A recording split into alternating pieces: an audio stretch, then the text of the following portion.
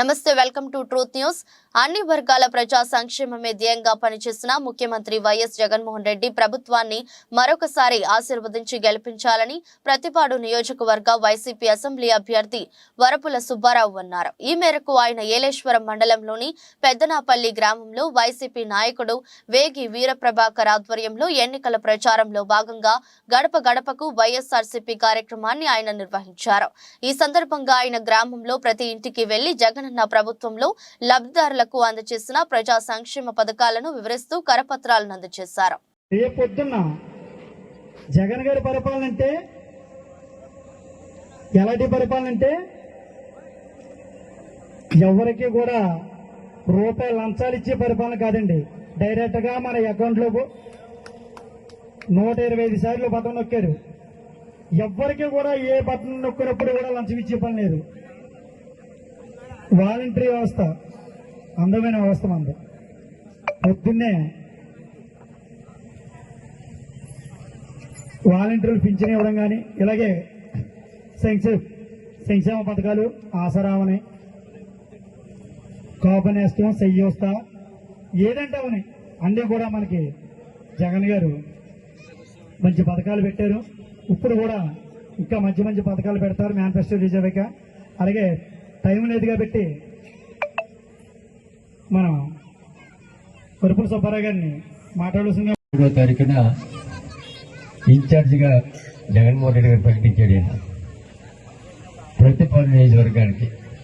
ఆ రోజు చాలా మంది నిజంగా కూడా వరపుల సుబ్బారావుకి ఇన్ఛార్జిగా ప్రకటించడం వాస్తవా అని అనుమానించి చెప్పే సందర్భం కూడా మీ అందరూ కూడా మనం చేస్తున్నారు.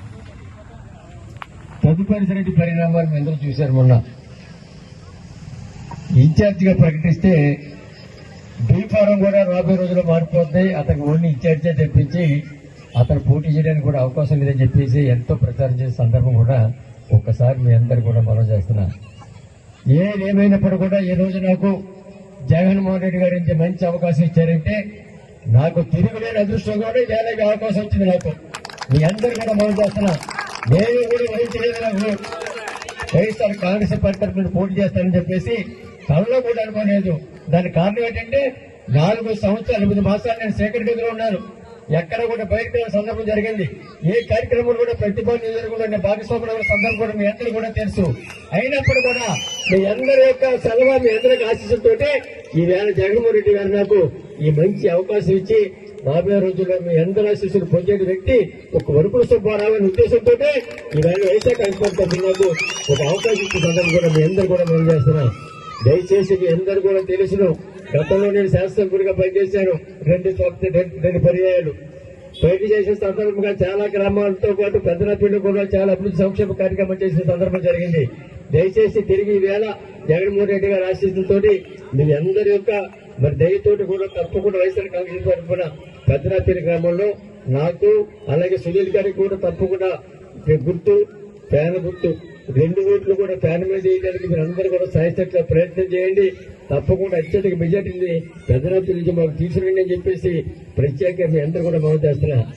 దయచేసి మీరు చెప్పడం జరిగింది.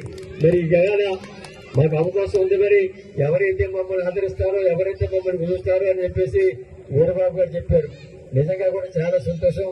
నా మీద ఉన్నటువంటి బాధ్యత విధానంలో ఒక గురుగా కూడా నాగేశ్వరరావు వీరబాబు గారు వచ్చి మేము మద్దతు చేస్తాం, మీకు తప్పకుండా మీ అన్ని రకాలు కూడా పెద్దనపల్లిలో మా వంతు మేము ప్రయత్నం చేస్తామని చెప్పేసి వాళ్ళు కోరిక మేరకే ఈవేళ పెద్దనపల్లి గ్రామం జరిగింది.